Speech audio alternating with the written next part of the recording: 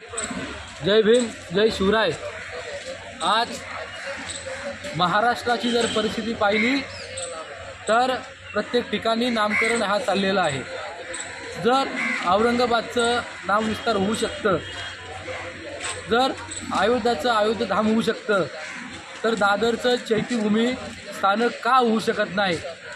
खऱ्या अर्थानं या मुंबईची ओळख ही डॉक्टर बाबासाहेब आंबेडकरांमुळे आहे। कारण का या मुंबईमध्ये डॉक्टर बाबासाहेब आंबेडकरांचं वास्तव होतं आणि ह्या मुंबईमध्ये बाबासाहेबांचं अंत्यविधी झालेला आहे आणि तीच ही चैत्यभूमी आहे, आपण पाहू शकता। आणि एवढं मोठं स्थान या देशाचा घटनाकार म्हणजे डॉक्टर बाबासाहेब आंबेडकर, आणि तरीसुद्धा या स्टेशनचं नामांतर होत नाही।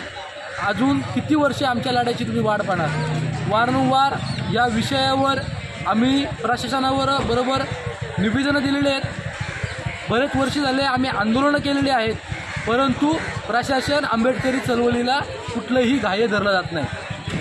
म्हणून संविधानिक पद्धतीने लोकशाहीच्या मार्गाने महामानव डॉक्टर बाबासाहेब आंबेडकर चैत्यभूमी दादर या ठिकाणी आज प्रांत राहुलभाई सोलंकी आणि त्यांचे सर्व सहकारी या ठिकाणी आम्ही उपोषणाला बसलेलो आहोत।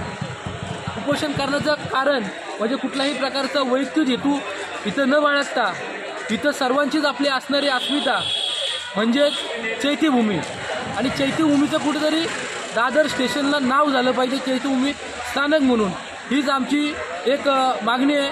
आणि या मागणीसाठी आमचा स्वार्थ आहे भीमसैनिकांचा।